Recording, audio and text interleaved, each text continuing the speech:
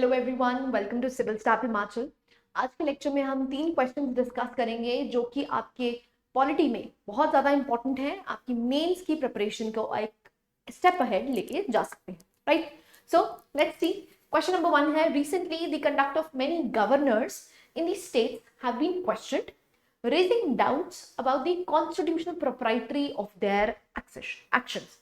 In this regard, evaluate the need for office of the governor. ना basically simple सा question है। अगर आपको कॉन्स्टिट्यूशनल प्रोविजंस पता है गवर्नर से रिलेटेड, आप ये क्वेश्चन को इजीली अटेम्प्ट कर सकते हैं। नाउ यहाँ पर स्पेसिफिकली आपसे क्या पूछा गया, recently the conduct of many governors. So आप स्टार्ट करते हैं करंट अफेयर्स से। करंट अफेयर्स जनरली आपको तमिलनाडु और केरला में इश्यूज क्रिएट होते हुए दिखते हैं, क्योंकि गवर्नर की अगर बात करते हैं तो ये कौन अपॉइंट करता है, प्रेसिडेंट। सो एक तरह से आप कह सकते हैं the indirect control of the centre on the states किसके द्वारा कंडक्ट किया जाता है, इट इज द गवर्नर। ना गवर्नर के क्या कॉन्स्टिट्यूशनल प्रॉपर्टी क्या एग्जिस्ट करती है, और यहाँ पर इंटरफेरेंस आपको कैसे देखने को मिलती है विद द चीफ मिनिस्टर, उसके बारे में हम डिटेल में डिस्कस करते हैं, राइट? तो आप स्टार्ट कर सकते हैं अपने आंसर को कि the office of governor in India is a constitutional position. एक कॉन्स्टिट्यूशनल पोजीशन है जो कि क्रिएट करी गई है under article 153। Again article numbers become important. आप जब पॉलिटी के क्वेश्चंस को लिख रहे हैं, जितने भी आर्टिकल नंबर्स आपको याद हैं आपने जरूर लिखने हैं, एंड स्पेशली जब हम कॉन्स्टिट्यूशनल बॉडीज की बात कर रहे हैं, गवर्नर, प्रेसिडेंट की बात कर रहे हैं, प्राइम मिनिस्टर की बात कर रहे हैं, काउंसिल ऑफ मिनिस्टर्स की बात कर रहे हैं, it becomes very very relevant, right? Now अगर आप बात करते हैं गवर्नर्स जो हैं वो सेरेमोनियल हेड्स हैं। ना बेसिकली इसका मतलब क्या होता है, क्योंकि ये ना ही इलेक्ट किए जाते हैं, सो बेसिकली ये अपॉइंट किए जाते हैं बाय द प्रेसिडेंट। सो हम ये कह सकते हैं they are appointed by the president of India to serve the ceremonial heads of the states and union territories. So again आप देखते हैं बहुत सारे टसल्स आपको देखने को मिलती है, क्योंकि अगर हम सीएम की बात करते हैं, देखो जो सीएम है वो इलेक्टेड हेड है। अब सीएम इलेक्टेड हेड है, अगर गवर्नर को भी यहाँ पर इलेक्ट किया जाता तो टसल होने के और भी ज्यादा चांसेस थे, इसीलिए गवर्नर को अपॉइंट किया जाता है। एंड इवन अगर हम गवर्नर के ऑफिस की बात करते हैं तो गवर्नमेंट ऑफ इंडिया 1935 से इसकी जो प्रोविजंस है वो हमने ली हैं। तो एक तरह से आप कह सकते हैं सेंटर की ओवर गाइडिंग सा रूल करती है किस पे, दैट इज स्टेट पे, किसके थ्रू, दैट इज गवर्नर के थ्रू, ठीक है? सो अगर हम बात करते हैं जो ऑफिस ऑफ गवर्नर है इसकी नीड क्या है, number 1 preservation of constitutional integrity. ना अगर हम बात करते हैं जो ऑफिस ऑफ गवर्नर है, it plays a vital role in upholding the constitutional integrity of the Indian federal structure. So governors क्या है, एक तरह से लिंक है between the union and the states. ये मैं आपको बता चुकी हूँ, यूनियन एक तरह से गाइड कर पाता है, इंटेग्रिटी मेंटेन कर पाता है, किसके थ्रू, गवर्नर्स के थ्रू। तो स्टेट्स यहाँ पर बहुत ज्यादा उनके पास अनफेटेड पावर्स ना आ जाएं, इसीलिए यहाँ पर गवर्नर्स को लगाया जाता है। तो आप कह सकते हैं एक तरह से प्रेजर्वेशन है किसकी, कॉन्स्टिट्यूशनल इंटेग्रिटी मेंटेन करने की। नेक्स्ट आता है चेक एंड बैलेंसेस। अगर हम बात करते हैं the presence of governor provides a system of checks and balances in the states. ना एक तरह से क्या है, इनके पास क्या अथॉरिटी रहती है, to withhold their assent to the bills. For example अगर उनको लगता है कि भाई डीपीएसपी से रिगार्डिंग इन्होंने जो डीपीएसपी में गाइडलाइंस दी गई थी, प्रिंसिपल्स दिए गए थे, अब ये प्रिंसिपल्स को नहीं मान रहे हैं, और एक लॉ इनके पास ऐसा आया है कि जो डीपीएसपी को डैमेज कर रहा है, हर्ट कर रहा है, तो गवर्नर अपने बिल को किसके लिए रिजर्व करके रख सकता है, प्रेसिडेंट के लिए रिजर्व करके रख सकता है। तो एक तरह से आप कह सकते हैं गवर्नर के पास कॉन्स्टिट्यूशनल डिस्क्रिशंस एग्जिस्ट करती हैं, जिससे कि वो एक तरह से चेक्स एंड बैलेंसेस का काम कर सके, किसमें, स्टेट्स में, ठीक है? तो स्टेट्स बहुत ज्यादा पावरफुल ना हो जाए या अपनी मन मर्जी ना करने लगे, इसीलिए जो गवर्नर्स का इंस्टीट्यूशन है वो बनाया गया है, ठीक है? नेक्स्ट अगर हम बात करते हैं रिप्रेजेंटेशन ऑफ द प्रेसिडेंट, अब ये अपॉइंट किसके द्वारा किए जाते हैं, प्रेसिडेंट के द्वारा। तो एक तरह से हम ये कह सकते हैं ये सिंबॉलिक है, ठीक है? So governors represent the president at the state level. This representation is symbolic but important, ठीक है? क्यों? क्योंकि ये एक तरह से रीइंफोर्स करता है हमारे फेडरल स्ट्रक्चर को, एंड स्पेशली जब हम इंडियन कॉन्स्टिट्यूशन की बात करते हैं, हमारा कॉन्स्टिट्यूशन क्वाजी फेडरल है। सो अगर क्वाजी फेडरल है तो ऑब्वियसली बात है यहाँ पर यूनिटरी फीचर्स आपको ज्यादा देखने को मिलते हैं, and one of the unitary features is establishment of governors in the states by the president.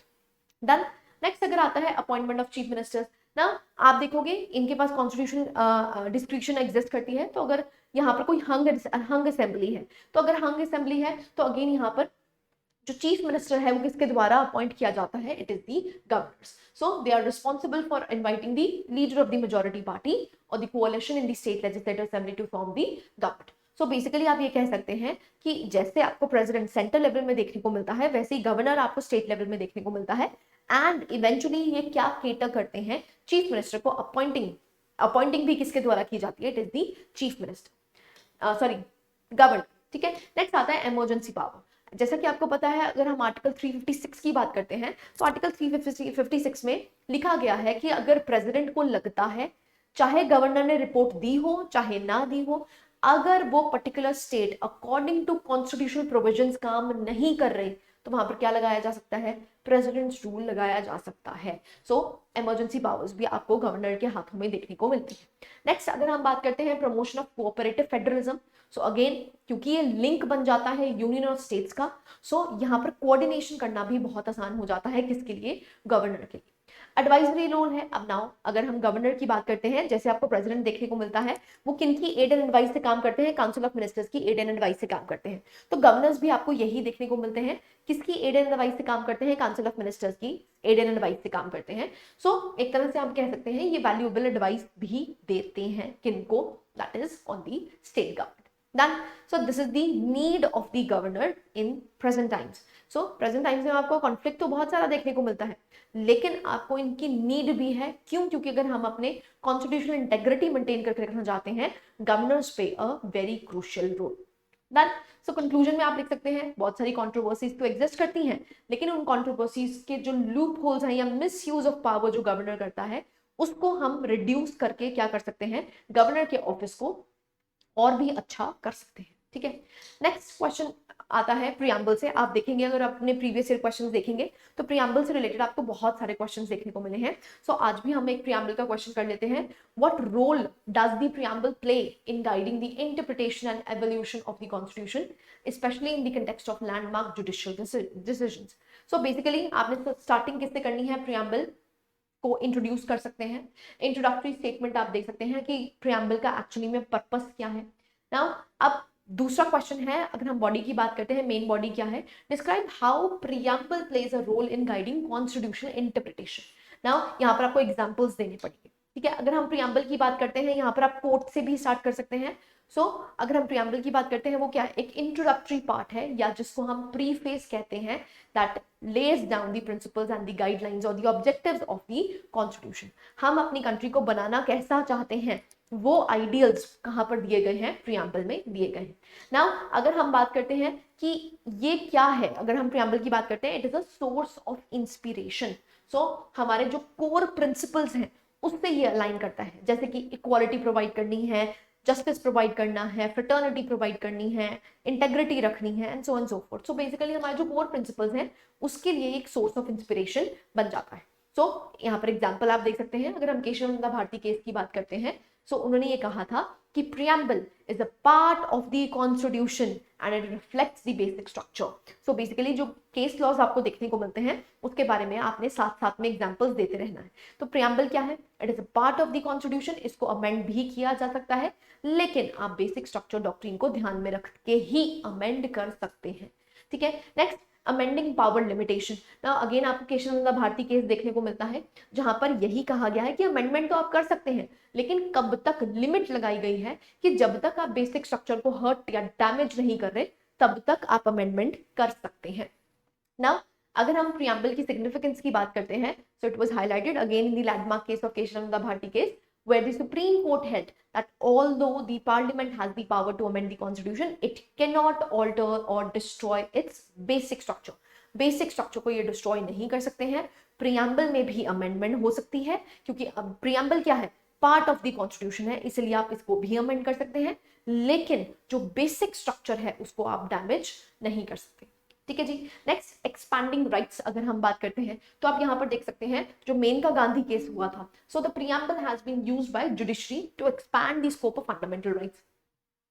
So Maneka Gandhi case जो 1978 में आपको देखने को मिला था, तो सुप्रीम कोर्ट ने ये कहा था that the right to travel abroad is an integral part of the right to life, जो कि आपको आर्टिकल 21 में दे रखी है। अब ये इंस्पिरेशन एक्चुअली में कहां से ली थी, that is preamble's emphasis on liberty and life. Preamble में लिबर्टी एंड लाइफ के बारे में बात करी गई है, तो आर्टिकल 21 हमारा एक्सप्लिसिटली आपको फंडामेंटल राइट्स में देखने को मिलता है।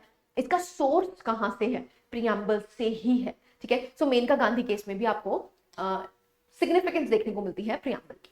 Next, social justice and equality. Now again यहाँ पर हम बात करते हैं, जैसे कि आपको मंडल कमीशन देखने को मिला, तो मंडल कमीशन में और Indira Sahni case, again very important, have drawn the preamble's principle to uphold the affirmative action. Affirmative action का मतलब क्या है? Basically protection of the marginalised communities. So यहाँ पर हम क्या प्रैक्टिस कर रहे हैं? सोशल जस्टिस प्रैक्टिस कर रहे हैं, इक्विटी प्रोवाइड करने की कोशिश कर रहे हैं, जिससे हम एंड गोल हमारा क्या है? इक्वालिटी। ठीक है, सो अफर्मेटिव एक्शन भी किए जा रहे हैं। नेक्स्ट, इवॉल्विंग सोसाइटल वैल्यूज की अगर बात करते हैं, सो LGBTQ राइट्स, सो रिसेंटली आपको देखने को मिला था, अगेन सेम सेक्स मैरिजेस को तो अलाउ नहीं किया गया है, बट LGBTQ राइट्स को अपहेल्ड किया गया था।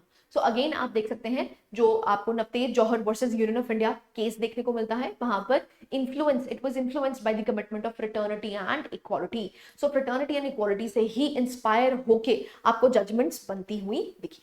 अब यही क्वेश्चन पूछा गया था, जजमेंट के साथ साथ आपको बताना है कि प्रियम्बल की सिग्निफिकेंस क्या है।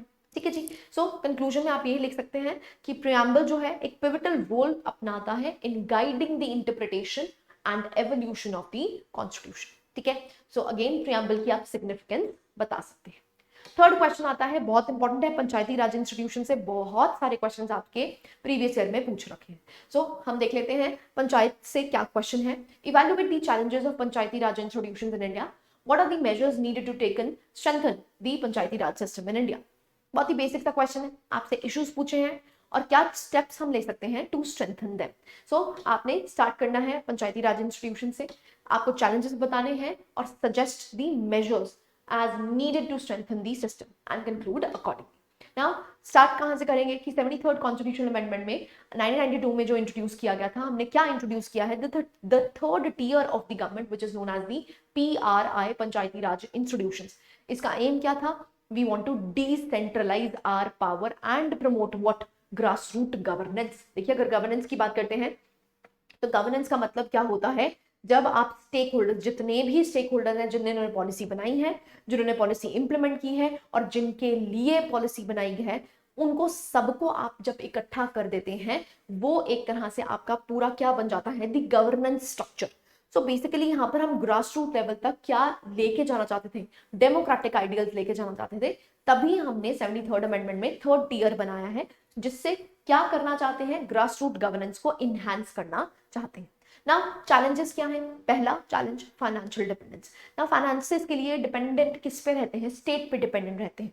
सो इनके पास टैक्सेशन की पावर्स तो एग्जिस्ट करती हैं, बट बहुत ज्यादा नहीं है। तो एज सच आप कह सकते हैं बहुत ज्यादा पावर्स डिवॉल्व नहीं करी गई हैं स्टेट्स ने, किनको? थर्ड टीयर को। सो पहला financial dependence. Next, administrative and political interference. अब देखो, स्टेट्स जो हैं वो बहुत ज्यादा पॉलिटिकल इन्फ्लुएंस आपको इसमें देखने को मिलता है, which is again a loophole, again a challenge.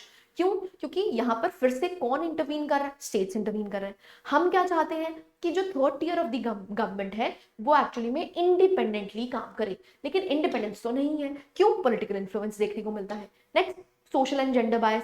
ना अगेन हमने यहाँ पर क्या कर दिया? 33% रिजर्वेशन वुमेन को दे दी, लेकिन प्रॉब्लम क्या है? जो विमेन रिप्रेजेंटेटिव्स हैं उनके पास अभी भी डिसीजन मेकिंग पावर नहीं है। डिसीजन मेकिंग पावर अभी भी किसके पास है? The mail oriented persons. ना यहाँ पर अगर आप बात करते हैं तो deep rooted social hierarchies exist करती हैं। अगर हम विमेन्स पार्टिसिपेशन की बात करते हैं तो विमेन का पार्टिसिपेशन 33% रिजर्वेशन देके हो तो क्या है, लेकिन अभी भी जो डिसीजन मेकिंग पावर है वो उनके पास नहीं आई है। ठीक है। Next, capacity building. ऑब्वियसली बात है, जो कैपेसिटी बिल्डिंग है, स्किल ही नहीं है। फॉर एग्जाम्पल, विमेन हेड बन भी जाती है, सरपंच बन भी जाती है, लेकिन she doesn't have the skills, उनको पता ही नहीं है कि मैनेजमेंट कैसे करनी है। तो ऑब्वियसली बात है, कैपेसिटी बिल्डिंग करनी पड़ेगी, एनहांस करना पड़ेगा स्किल सेट को, तभी आप कह सकते हैं जो PRIs हैं वो एफिशिएंटली वर्क कर पाएंगे। ठीक है। Next, measures. ऑब्वियसली बात है, whatever the loopholes are, उसको एड्रेस करने के लिए चीजें बता दीजिए।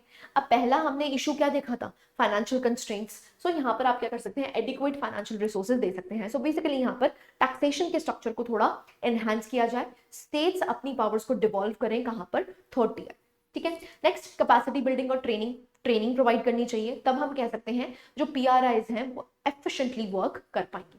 Autonomy and decentralisation. तो डिसेंट्रलाइजेशन इन ट्रू टर्म्स यहाँ पर होनी चाहिए, क्योंकि अभी ट्रू टर्म्स में नहीं है सारा कुछ। ये जो थर्ड टीयर है वो किस पे डिपेंडेंट रहती है? स्टेट्स पे डिपेंडेंट रहती है हर चीज के।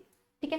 Next, social inclusion and gender equality. So gender equality भी मेंटेन होनी चाहिए। अगेन, अगर हम यहाँ पर सरपंच पति बेसिकली डिसीजन मेकिंग पावर बना हुआ है, तो एज सच आप कह नहीं सकते कि जेंडर बाइस खत्म हो गया। ठीक है।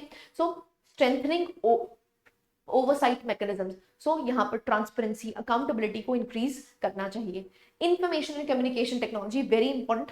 आईसीटी की इंटीग्रेशन बहुत जरूरी है, जिससे कि हम ये कह सकें इसको जो ट्रांसपेरेंसी और अकाउंटेबिलिटी इंक्रीज करनी है वो किसके थ्रू की जाए, इस पर्टिकुलर गवर्नेंस के थ्रू की जाए। देखो सिंपल सी बात है, जब हम गवर्नेंस से गुड गवर्नेंस की तरफ जाना चाहते हैं, हमने डेमोक्रेटिक गवर्नेंस बढ़ाने की कोशिश करी थर्ड टियर इंट्रोड्यूस करके ना, गवर्नेंस से हम क्या जाना चाहते हैं कि ये गुड गवर्नेंस में ट्रांसफॉर्म हो जाए। किस में ट्रांसफॉर्म हो जाए? गुड गवर्नेंस में। गुड गवर्नेंस का मतलब क्या है? जो हम चाहते थे उसको फुलफिल कर पाए। सो डेमोक्रेटिक स्ट्रक्चर को हम ग्रास रूट लेवल तक पहुंचाना चाहते थे। अब इसमें सक्सेसफुल होने के लिए हमें कहां पहुंचना पड़ेगा? गुड गवर्नेंस की तरफ पहुंचना पड़ेगा। और गुड गवर्नेंस का जो पाथ है वो किसके थ्रू होके गुजरता है? It is e governance. किसके थ्रू होके गुजरता है? It is e governance. So it is very important कि अगर हमें गवर्नेंस से गुड गवर्नेंस की तरफ मूव करना है, उसकी सहायता कौन करेगा? E governance. डन। तभी यहाँ पर आईसीटी इंटीग्रेशन आपको देखने को मिला। नाउ अगर हम बात करते हैं कंक्लूजन की, तो सिंपल है, आप यहाँ पर ये बता सकते हैं कि एज सच हमने 73rd अमेंडमेंट करके ग्रास रूट लेवल पर डेमोक्रेटिक आइडियल्स को पहुंचा दिए, लेकिन लूपहोल्स बहुत ज्यादा एग्जिस्ट करते हुए दिखते हैं। स्किलिंग नहीं है, कैपेसिटी बिल्डिंग नहीं है, इंफॉर्मेशन टेक्नोलॉजी की पेनिट्रेशन नहीं है, जिसकी वजह से आपको बहुत सारे ग्रेव कंसर्न्स देखने को मिलते हैं। डन। आई होप यहाँ तक क्लैरिटी है। सो आज जो हमने टॉपिक्स कवर किए हैं, बेसिकली एक है आपका गवर्नर, जिसपे बहुत सारे क्वेश्चंस पहले भी पूछे गए हैं, फिर आता है प्रियम्बल, और इसके बाद आपका आता है PRI। अब आप क्या कर सकते हैं, देखिए सबसे पहले आपने क्वेश्चंस को डिस्कस किया, अब उसके बाद आपने क्वेश्चंस खुद लिखने हैं। अब इसको हमने पढ़ लिया, एक बार हम रीड कर चुके हैं, इसके बाद आप इन क्वेश्चंस को दोबारा खुद लिखने की कोशिश कीजिए। Then you can revise from Laxmikanth, जो भी आपकी स्टैंडर्ड पॉलिटी की बुक है या आपने नोट्स बना रखे हैं, जैसे भी रेलेवेंट है, आपने वहां से गवर्नर, प्रियम्बल और पंचायती राज इंस्टीट्यूशन को दोबारा एक बारी रीड कर लेना है, जिससे कि ये वाले जो पर्टिकुलर टॉपिक्स हैं वो आपके बिल्कुल पक्के हो जाए। Done. So this was it. I hope you like the lecture. Thank you very much.